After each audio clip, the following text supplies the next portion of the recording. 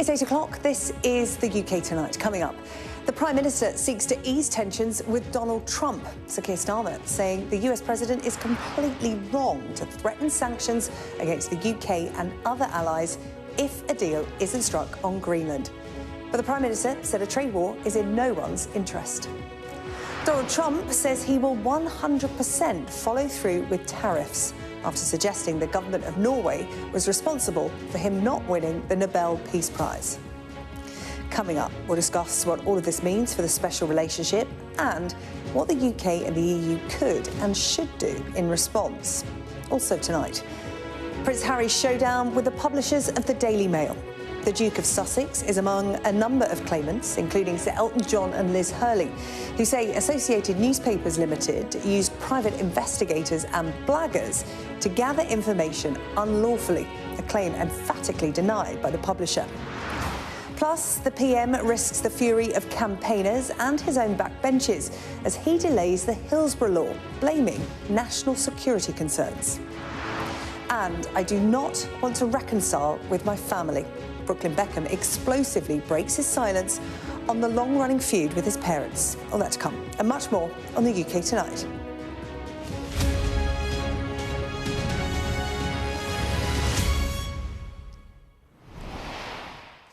Well, we start tonight with the astonishing diplomatic spat that's unfolding between Donald Trump, the UK, and a host of European countries over the US president's claim to Greenland.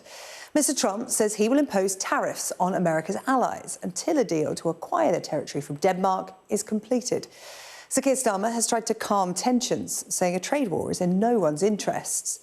But Mr. Trump has doubled down and appears to be linking his actions to the fact that he wasn't given the Nobel Peace Prize. And the president is blaming that decision on the Norwegian government. Coming up, we'll discuss what this spat will mean for the special relationship and how America's allies should respond to the president's threats. But first, our political editor, Beth Rigby, has our first report tonight. The PM with an emergency speech in perilous times. Tensions over Greenland triggering the most serious transatlantic crisis in decades. The world has become markedly more turbulent in recent weeks. Events are moving fast. For this PM, it's been dizzying after Trump threatened tariffs on the UK and others who sent troops to Greenland and insisted he would take control of the Arctic island. This a rift even the special relationship can't solve. The right way to approach an issue of this seriousness is through calm discussion between allies. But there is a principle here that cannot be set aside, because it goes to the heart of how stable and trusted international cooperation works. And so any decision about the future status of Greenland belongs to the people of Greenland and the Kingdom of Denmark alone. The PM standing with European allies while being forthright with Trump on tariffs. The use of tariffs against allies is completely wrong. It is not the right way to resolve differences within an alliance. You say they are completely wrong and it will hurt the British economy, but if Trump does go ahead, to be clear, are you telling the British people that we will have to take that economic pain, and are you planning retaliatory tariffs if that happens? A tariff war isn't in anybody's interests. And therefore, what I want to do is to avoid a tariff war, because it will be businesses, workers and families across the country that will be hit. Is this the most serious crisis in the transatlantic relationship in decades? And how can the US remain our closest ally when it's bullying us like this? This has been very badly received across the United Kingdom. We're allies of the United States. And we work closely with them, and therefore I'm not surprised by the reaction.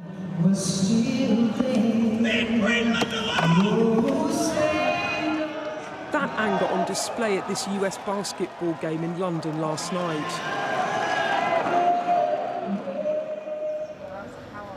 All the while, allies rally. An embrace for the Danish foreign minister in London today, just days after he met with Trump's top team in Washington. The meeting we had last week left me with the clear impression that the president honestly and full-heartedly want to acquire Greenland. But we also made it crystal clear that this is a red line. And therefore we agreed that we should move this dialogue from, social media and Truth Social and other arenas into a meeting room. Do you feel vulnerable, and do you also feel betrayed by the US, given that you have been such a close ally of the US? I used the word surprised, and I think I will stay on that. I have no intention to escalate things. That emergency address earlier was the gravest I've ever seen the Prime Minister, as he levelled with us about the predicament we are in and the consequences of Trump's threats. Because a break with the US, it would hurt our economy, it would hurt our security, it would hurt our way of life. And so Keir Starmer is desperately trying to de-escalate. But even as he does that, Trump is upping the ante, insisting he will impose those tariffs and he will take Greenland one way or the other. The Prime Minister then is right to be grave. We could be heading to an almost unimaginable split with the US, with all the consequences that could bring. For now, the intense diplomacy goes on. European leaders are due to meet with Trump in Davos in Switzerland this week. The PM unlikely to go, given there's no resolution in sight. Europeans want to improve the state of relations, but for now, that's further away than ever. Beth Rigby, Sky News, Westminster.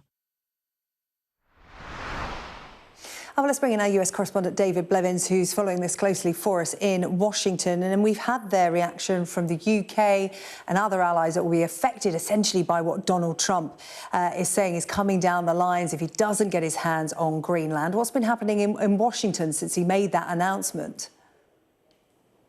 I think bewildered is the term that I would use to describe the response from both sides of the aisle on Capitol Hill. Who would have thought that 1 year into this presidency, tomorrow is the anniversary of the inauguration, that Donald Trump would be imposing tariffs on his European allies for opposing his plan to take Greenland, or that he would be refusing to rule out taking it by force. He gave a very qualified but telling no comment reply when asked about that by our colleagues at NBC, and it all appears to stem from the fact that he didn't win the Nobel Peace Prize last year, Sarah-Jane. At least that is the implication from a letter he sent to the Norwegian Prime Minister, in which he said, considering your country decided not to give me the Nobel Peace Prize, I no longer feel an obligation to think purely in terms of peace. Astonishing words, really, when you consider that the Norwegian government has no part to play in the awarding of the Nobel Peace Prize, something the Prime Minister says he has explained to Donald Trump several times, and that the deadline for nominations each year is the 31st of January, just 11 days after he became president. So he was never a serious contender anyway. He says he is 100% committed to imposing these tariffs on his European allies. But there is one chink of light this evening. Sky News understands that during the conversation between the Prime Minister and Donald Trump yesterday, the President conceded that he may have been misinformed about European troop deployments to Greenland. Keir Starmer explained that European countries had sent troops there in response to America's concerns, not in response to America's threats. That just may provide what the diplomats describe as an off-ramp, an opportunity to get off this track and de-escalate. Not that there's any sign of the White House doing that at this stage. Okay, David, thank you. David Blevins across events in Washington for us tonight. Thank you. Well, to discuss where all of this leaves the special relationship, I'm joined by Lewis Lukin, Senior Partner with Signum Global Advisors and former Deputy Chef de Mission at the US Embassy in London during Donald Trump's first term. Really good to see you this evening. Thank you so much for joining us. Thank you. Can you sum up how you've reacted to events of the past 24 hours? Does Donald Trump really want Greenland because he didn't win the Nobel Peace Prize? I don't think so. Donald Trump has had his eye on Greenland for quite a long time, actually, since his first administration, when allegedly some private sector friends of his put the idea into his head. And I think he sees it in part. I think he has genuine security concerns about Russia and China having access to the land and facilities there. But he also, I think, imagines that his legacy as president might be enhanced if he's responsible for this huge acquisition of territory on behalf of the United States. But it is an extraordinary situation where, most presidents who've had to deal with foreign policy crises are in history have reacted to external forces and crises. This is a crisis of Donald Trump's own making, 100%. How far do you think he is willing to go? He refused to rule out taking Greenland by force in a conversation with our colleagues at NBC. He's upsetting allies that have been as such for decades. How far do you think he's really willing to go? I think our view is that what he really wants is legal control over access to Greenland. So we think he's actually willing to stop short of taking over the country and making it a 51st state. But right now, it's not clear, but we don't believe that there are legal guarantees that China and Russia, for example, could not set up bases or facilities there if they wanted to. If Greenland or Denmark decided they wanted that, or if Greenland became independent and decided on their own that's what they wanted, there's nothing the United States could do to stop that. And I think what Donald Trump wants is a legal document that guarantees no access to Greenland's territory and the riches underground and the waterways around it by Russia and China or any other enemies the U.S. may have. The UK putting on a united front with allies. The Prime Minister giving a press conference this morning saying this move from Donald Trump is completely wrong and he will not be reciprocating if the United States imposes tariffs on the UK and allies. So Keir Starmer, very measured and calm in his response. What do you think his playbook is on this? Well, look, I mean, Keir Starmer has worked really hard over the last year to develop a strong relationship with President Trump, and I think has largely been successful, including through the state visit, but also being able to negotiate somewhat of a trade agreement very quickly. And I think he's really in a hard position now because, for his own domestic political reasons, Keir Starmer can't allow Trump to get away with bullying the UK and other European countries. And I think Keir Starmer is just naturally more inclined to be on the side of Europeans on this question. So Donald Trump is putting him in a very, very difficult position that I don't envy one bit. Yeah. Should the Prime Minister be more robust, if not at this stage, in the coming weeks and months? Because as we've reflected, Donald Trump is doubling down on his position. Should the UK be doing like for like in terms of imposing tariffs? Should it cancel royal engagements in the United States? Limit access to UK military bases? Get tough with Donald Trump as he is with the UK?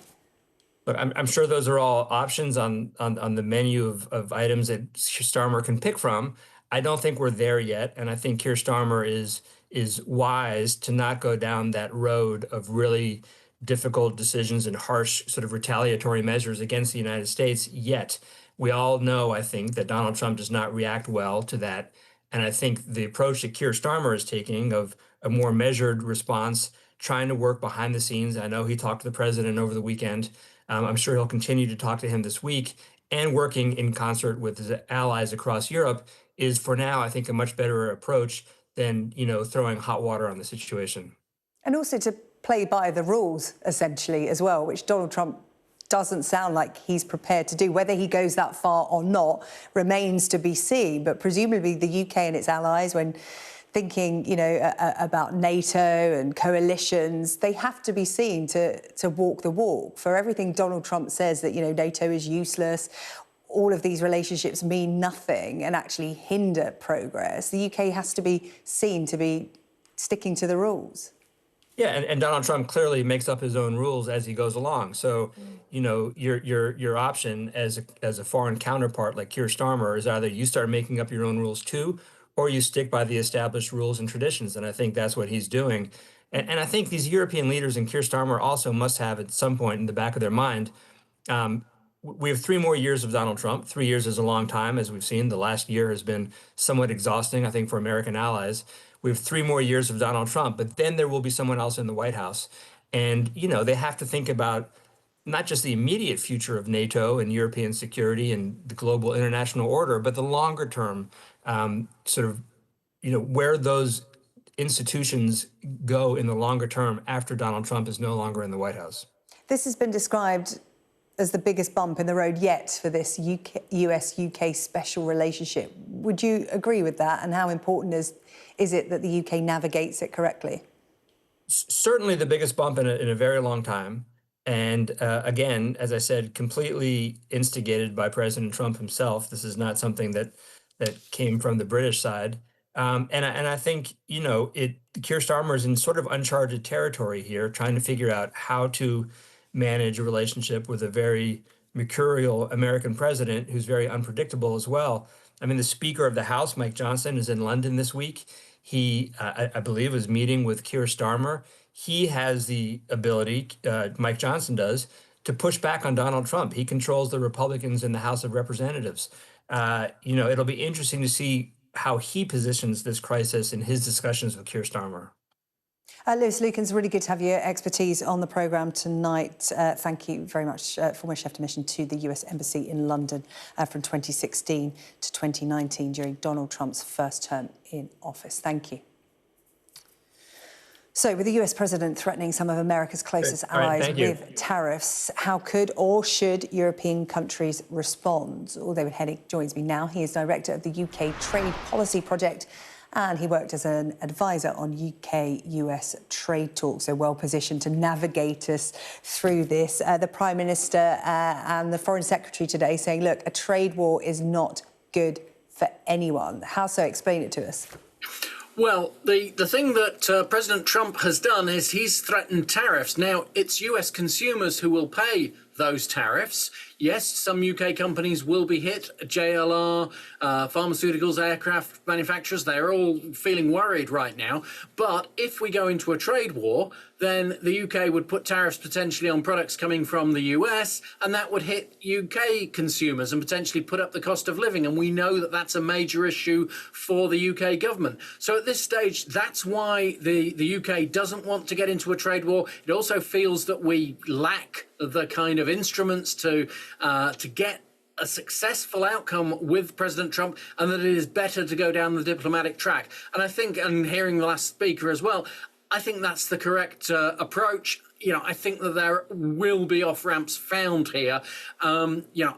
I'm relatively confident that within a short while we will manage to find some kind of solution, and that the tariffs will either not be imposed at all or potentially withdrawn at some point in the future.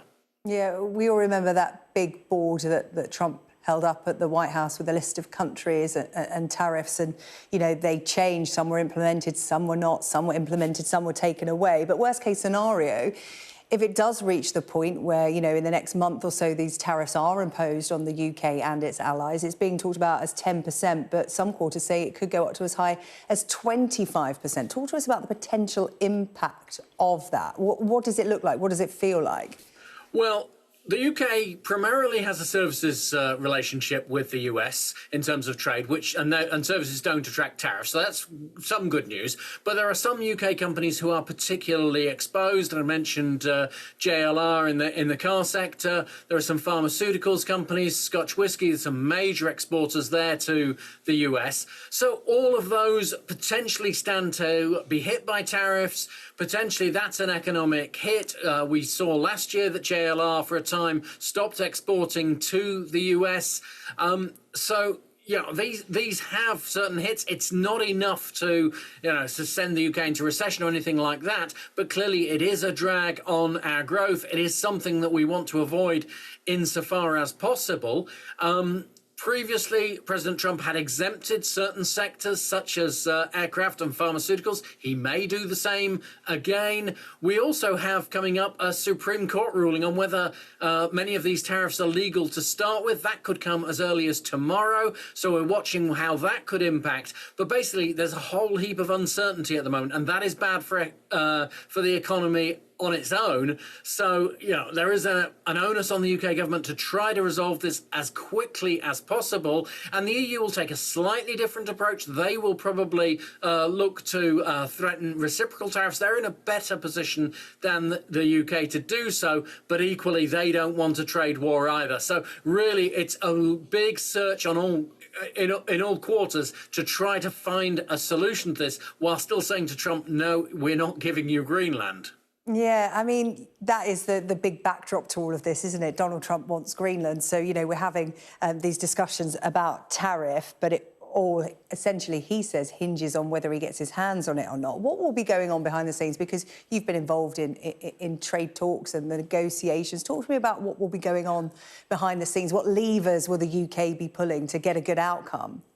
Well, this is an unusual trade negotiation, and the teams involved are keeping their activities very quiet, and I think rightly so. But there's a huge amount of diplomacy going on. The UK government, I'm quite sure, will be reaching out across the aisle in DC to try to work with Republicans and Democrats alike to put a little bit of domestic pressure on. They'll be working with industry. You have the Davos gathering of business leaders and world leaders this week, and they'll be getting messages through there. So it's a lot of behind-the-scenes diplomacy. A lot of different solutions will be being put forward on the quiet. What if we did this? What possibility would there be?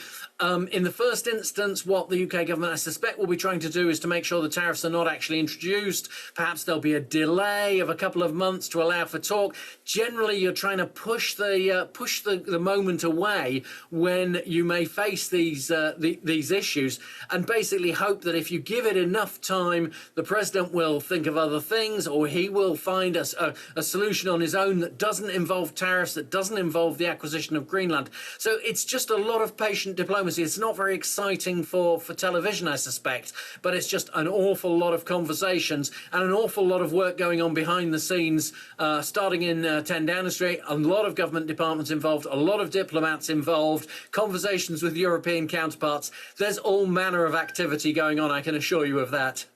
Not exciting for TV. Lots of people here at Sky News would disagree with you about that. We try to make it as exciting and accessible as possible, and you're helping us do that. David, thank you. David Hennig, Director of the UK Trade Policy Project, talking about those threats of tariffs from Donald Trump. Thank you so much. Still to come here on the UK Tonight, we'll bring you the latest from court. Prince Harry appearing today for his legal showdown with the publishers of the Daily Mail. And we take a look at why the government has pulled the Hillsborough Law debate. It was scheduled for today, and we'll be asking what it could mean for the Prime Minister. And Brooklyn Beckham has broken his silence tonight on the long-running feud with his parents. Love the latest.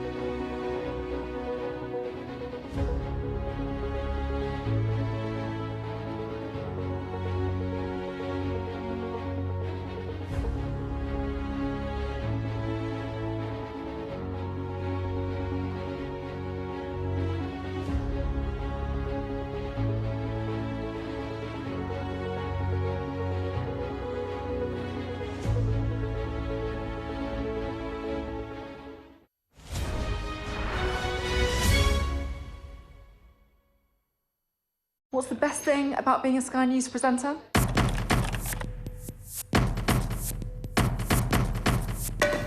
We've done the work and the reading, so you don't have to. Being a Sky News presenter. Hello and welcome, Westminster, the heart of British politics.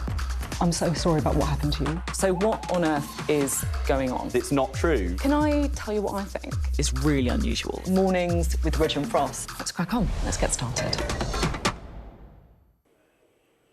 Prince Harry's court battle against the British tabloids reached its final chapter today. The Duke of Sussex is among 7 high-profile claimants who accuse the publisher of the Daily Mail of using unlawful information-gathering tactics, a claim emphatically denied by the newspaper group.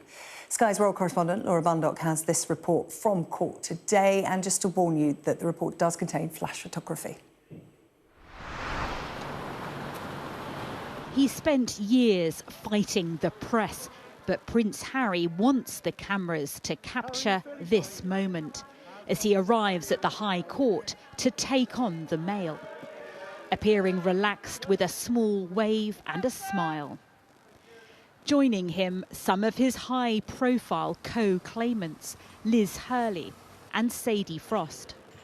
Also part of the claim, Sir Elton John, David Furnish, the Lib Dem politician Sir Simon Hughes and Baroness Doreen Lawrence. Between them, alleging Associated Newspapers published stories written using information that was illegally obtained through phone hacking, blagging and bugging. Their barrister, David Sherborne, told the court there was a culture of unlawful information gathering across Mail papers, that its use was clear, systemic and sustained, and that it was known there were skeletons in the closet. Associated Newspapers strongly deny any wrongdoing, insisting their stories were properly sourced, with Harry's own friends often the source of leaks. The key part of this case is a stark conflict of facts. There's no middle ground here. The case of the claimants is you, the paper, were unlawfully gathering private information. The case of the newspaper is that they were not doing it. Prince Harry's claim centres around 14 articles published between 2001 and 2013, many about his relationship with Chelsea Davy. He says the intrusion was terrifying, creating distrust and suspicion and leaving him paranoid beyond belief. Prince Harry arrived looking upbeat and sat in Court 76 listening intently. These legal challenges have become his personal crusade. This is his last, his biggest, and with reputations on the line, the stakes are high. The case could last 9 weeks, but this is a showdown Harry's long been planning to test how far the Mail went to secure its stories. Laura Bundock, Sky News.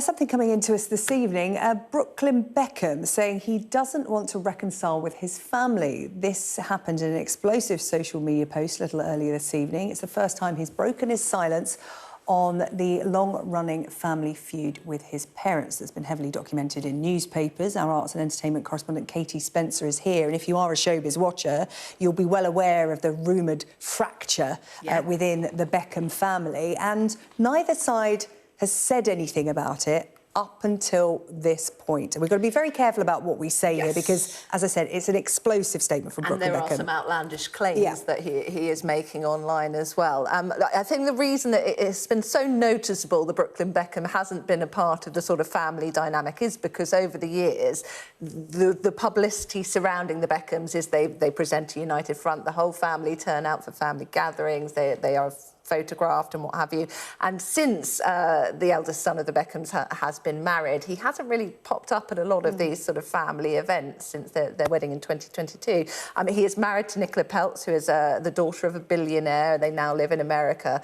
Over the summer in particular, though, a lot of the stories that were written about in the papers was the fact that he was noticeably absent from significant events like his dad's 50th. There was no comment made when his dad was knighted, just as at Christmas. The papers reported that he'd blocked his mum for liking quite a sort of innocuous, innocent post that he'd made about cooking. In the press, though, that has been interpreted as his wife controlling him, if you like, and he has made this extraordinary 6-page statement saying that the narrative that his wife is controlling him is completely backwards, that he feels that he has been controlled by his parents for most of his life, he says, and he details incidents that we won't go into that talks about how he feels let down by his family at his wedding, how he felt that he was let down by them. There are, of course, always two sides to every story, but some of what he says includes this. He says, I've been silent for years and made every effort to keep these matters private. I do not want to reconcile with my family. I'm not being controlled. I'm standing up for myself for the first time in my life. My wife and I do not want a life shaped by image, press or manipulation. All we want is peace, privacy and happiness for us and our future family.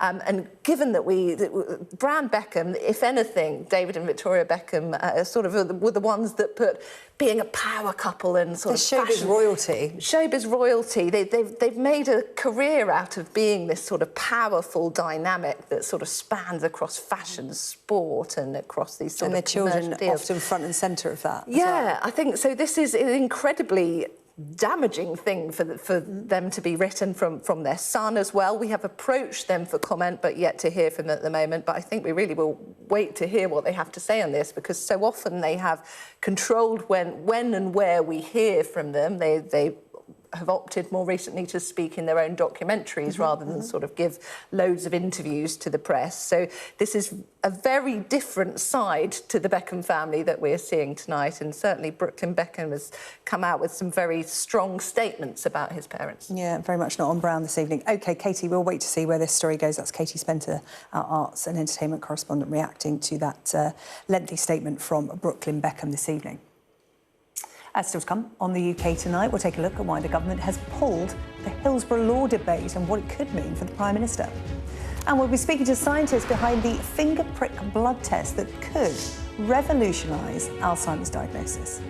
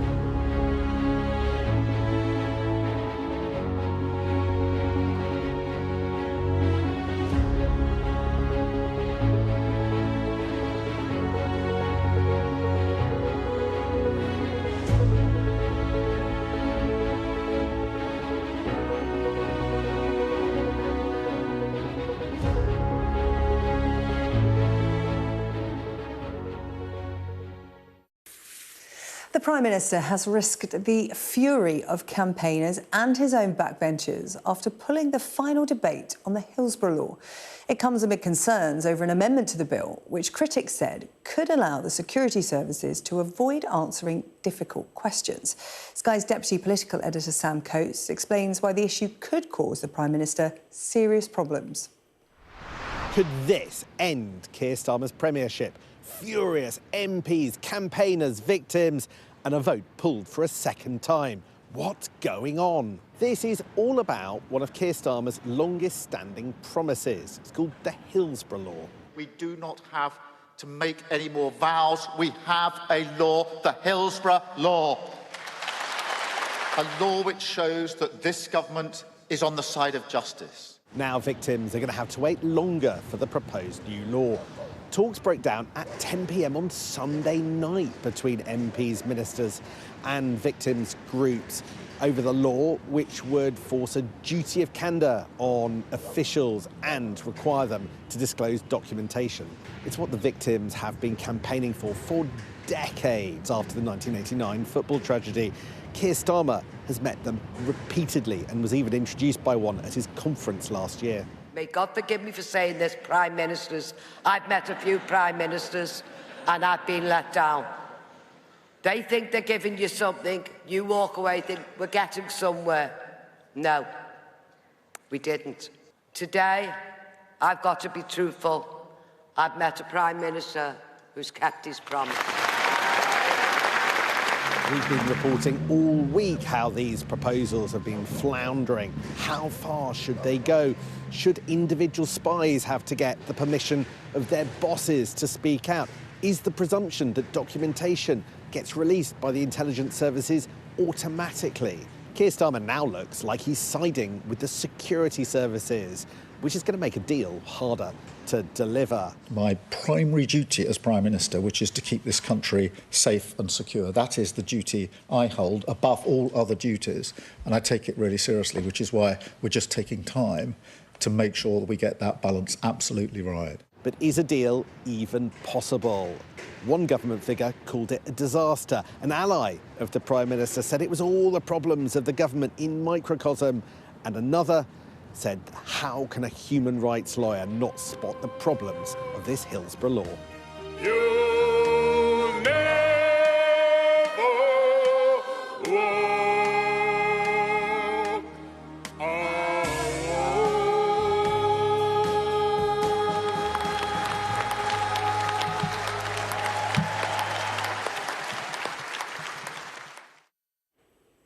A new trial is examining whether a finger prick blood test could be used to help diagnose Alzheimer's disease.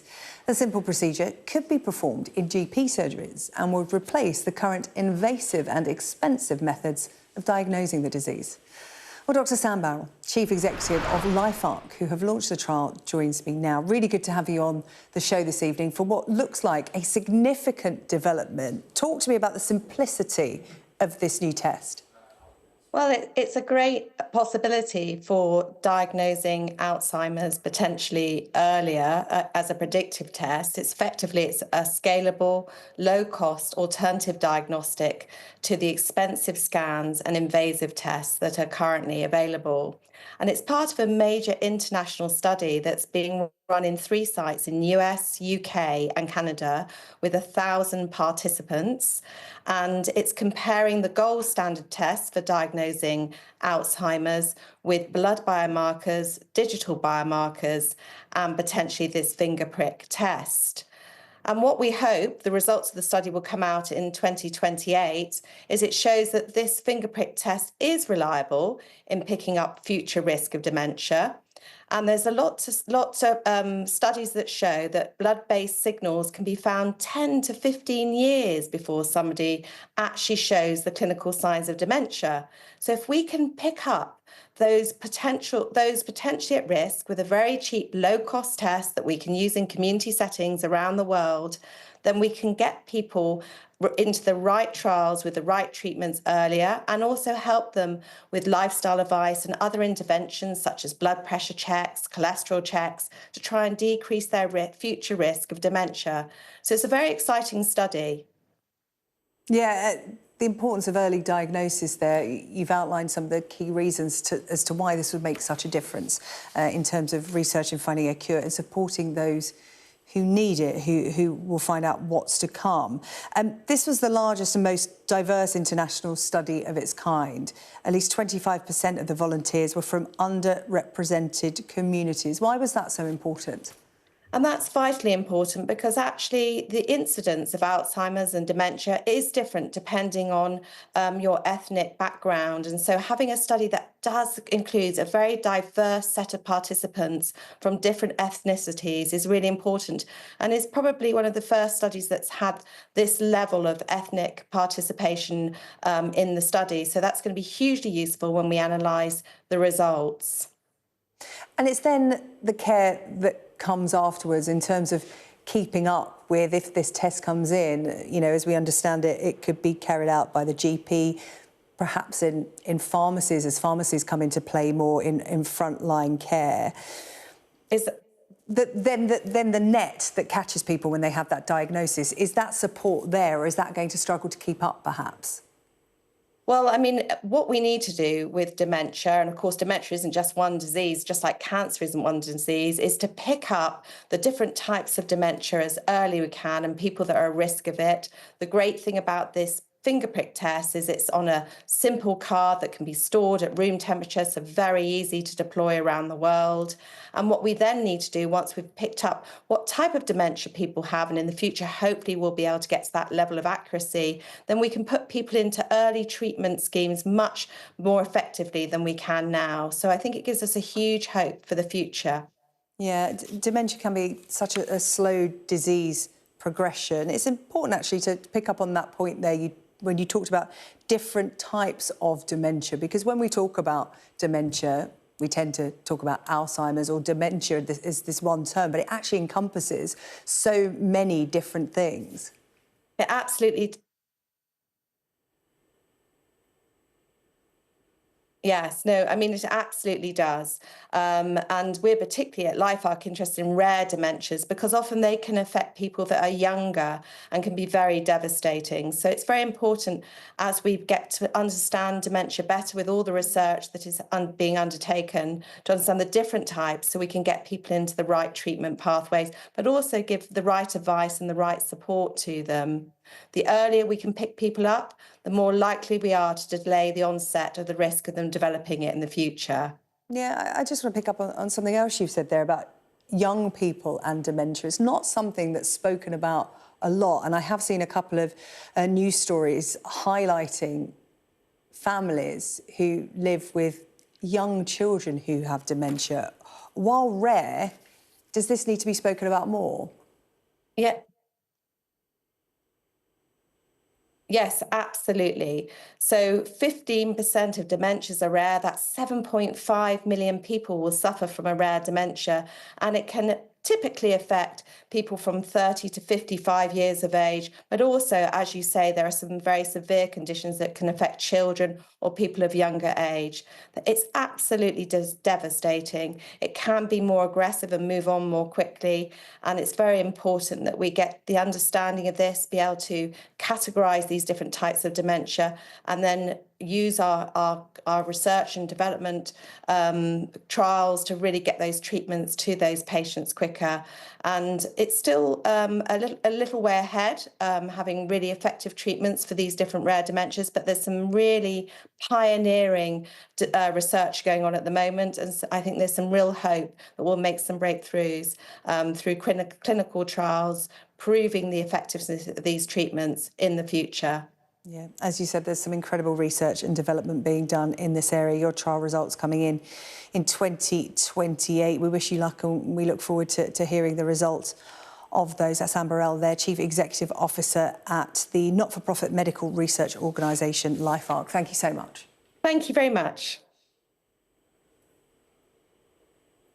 Still to come here on the UK tonight, the nuclear bunker on the Yorkshire coast that's about to fall into the sea. It's all because of coastal erosion. It could go any day now. We'll have more details after the break. And Manchester City have their second arrival this transfer window. That and the rest of your day's sports news coming up next.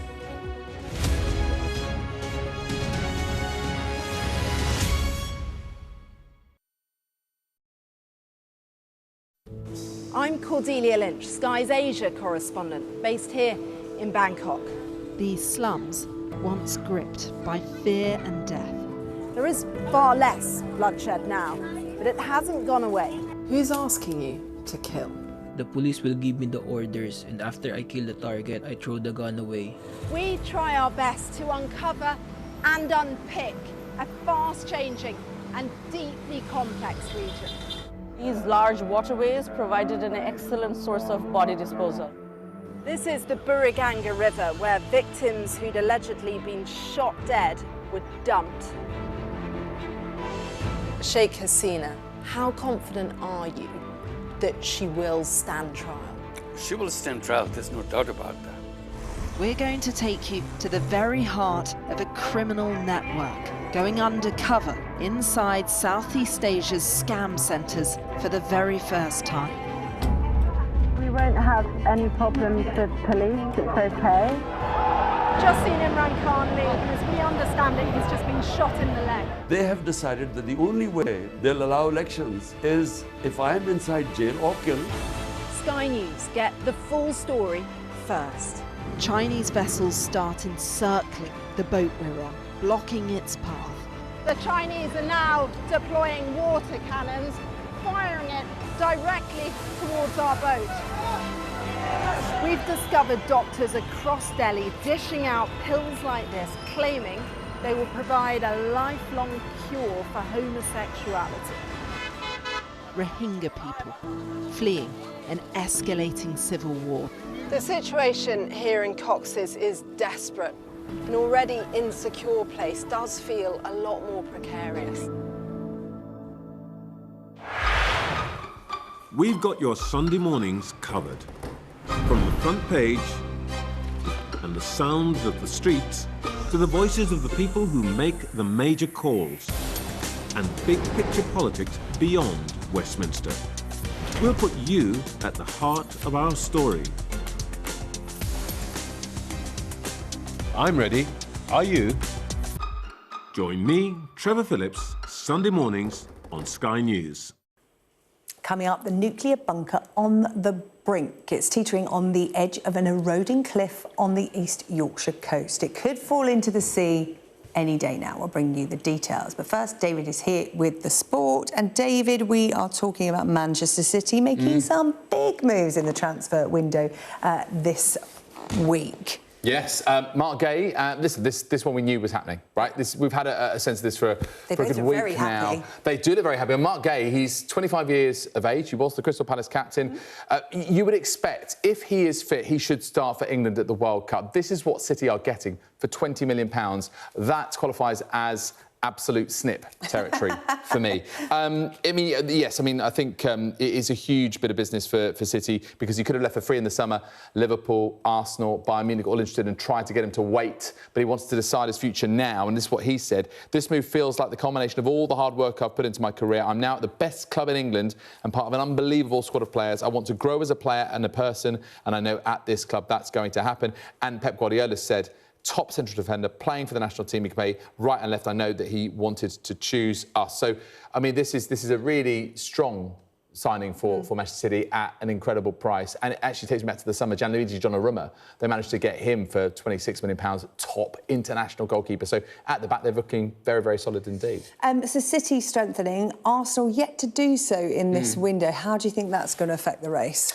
Do you know what? At this point, and I'm putting my neck on the line here, I don't think it will too much. Yes, City also bought Antoine Semenyo from Bournemouth for over £60 million. So they are doing the business to try and, you know, claw back that gap. But Arsenal did a lot of business in the summer. They seem to have a sort of steeliness to them. I mean, they drew at the weekend. They drew against Nottingham Forest away from home after Manchester City lost to Manchester United. And then Aston Villa couldn't make the most of that, and they lost at home to Everton. So they're still 7 points clear. And I just get the sense that Mikel Arteta's side have been in this position before, and they are probably better prepared with more strength and depth to be able to hold on to that kind of advantage. But it is still a very long second half of the season. They're not just dealing with the Premier League, they're dealing with other cup competitions as well, Champions League. Yeah, absolutely. But yeah, this is a blow for City, striking to try and get them back into that title race, and we'll see what effect it does indeed have. So that's as far as the transfer news is concerned, and there are also managers under a lot of pressure in the Premier League. This Sport Bulletin is brought to you by Qatar Airways.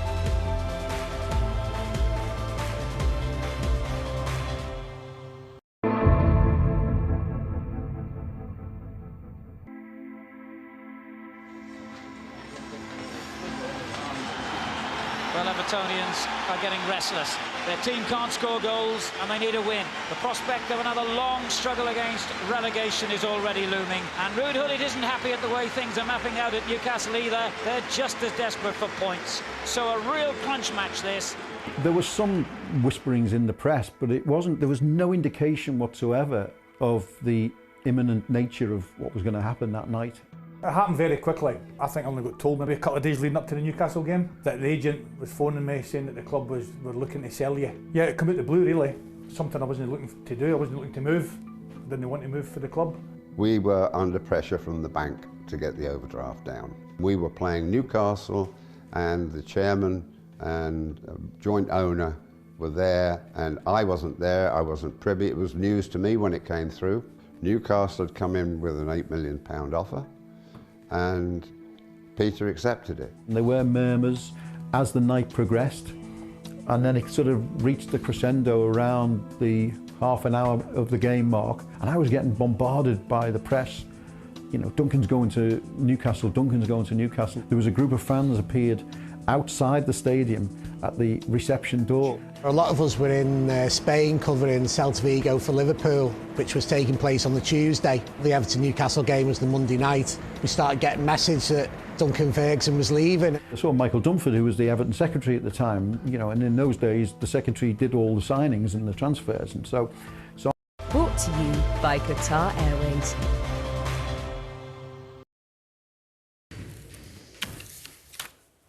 Now, some incredible scenes from the East Yorkshire coast. A nuclear bunker is about to fall into the sea because of coastal erosion. The brick building near Tunstall on the East Yorkshire coast was built during the Cold War as a lookout post in the event of nuclear war. Luckily, it was not needed. Now, the council is urging people to avoid the area, both at the cliff top and on the beach, because it's going to go any day now. The Environment Agency saying East Yorkshire has some of the fastest eroding coastline in the UK. Well, let's bring in Tracy Charlton and Davy Robinson, whose drone footage you saw just there. They have been on bunker watch for the last few days, streaming on YouTube. And when were you first made aware of this, the precarious nature of this building? We were first told about it back in 2025 in February, and we went and had a look at it then, and it was quite wedged into the cliff still at that point, but it was all exposed, and I'd never seen anything like it. So after that, we kept popping back, and then in November we went and we had a look, and then 4 weeks after November we thought I'll just pop back just in December, and it had sunk down 1.5 feet in 4 weeks, which started bunker watch. Yeah, well, we've got some of your footage from a month ago, and then this was a month ago. As you can see, it's quite secure there. And the Environment Agency does say that, you know, in East Yorkshire, coastal erosion is amongst the fastest in the UK. Were even you surprised by the rapid nature of what you were going to see every couple of weeks, and now every couple of days? Not really, no. I mean, it's the fastest in Europe. It's not just in the UK. You know, it's like we've been filming all the way up and down the coast for the last 2 years and doing comparisons with Google Earth images over the years, and it's been shocking. You know, because you can only go back to 2003 with Google Earth, but just up to that point, it's unbelievable how much land has gone. How much interest has this sparked? Because obviously you're highlighting a really important environmental issue. But just looking at these pictures, they are so dramatic, and you're now getting people viewing around the world waiting for the final moment that you think could be any day now. Yeah, it's been absolutely crazy. It's been bonkers. I mean, people have just from all over the world. We're getting messages in the morning from Australia and stuff, you know, and they're looking forward to Bunker Watch, and we've tried to do it as dramatically as possible. So every day we go out, we reverse up to the bunker, so you can't see if she's still there or not until the last seconds, you know. And I don't know either. We don't know, because you can't see her now. You can't see until you actually, you know, you need a drone really, or you need to be stood in a dangerous place, which I don't recommend. No. Obviously, local authorities have said, you know, not to go below it on the beach or anywhere near it on the cliff. And obviously, you're using drones and keeping it a safe distance. But I would imagine you've had a bit of a crash course in history of coastal nuclear bunkers. Absolutely, yeah. I knew nothing to start with, and yeah, we've become quite an expert on this particular this particular post. Yeah. I mean, it's been filled in for some time now, but I know somebody that works here at Sky News says she went there on a field trip. It's been there for some time, since the 50s, and it could be no longer within the next couple of days. Where can people follow the progress of the bunker? Timothy's Travels on YouTube. We're going down every morning, and yeah, we're just seeing what's happening, filming, showing people, having a good time, trying to lighten the day a little bit, and take people's mind off unnecessaries. Yeah, well, listen, it's such dramatic footage. Thank you for sharing it with us, Davey and Tracy. And like you said, it's highlighting a really important issue. The East Yorkshire coast, the fastest eroding in Europe. Thank you so much for your time. Look forward to seeing the next batch of pictures. You're welcome. Now, let's take a quick look at the weather. Dinner under the stars tonight? That reminds me of our travel insurance. You mean All Clear Skies? All Clear Travel Insurance sponsors Sky News weather. Well, we're in for a generally mild but rather unsettled week. Fairly murky but calm this evening. Outbreaks of rain around the Isle of Wight up to Cumbria, and from Cornwall across to Northern Ireland and the Hebrides. The UK will see that rain spreading to most parts overnight, clearing Wales, south-west England and Northern Ireland later, but it won't amount to much in the east. The south of Ireland will see rain moving in as well. All Clear Travel Insurance proudly sponsors Sky News weather.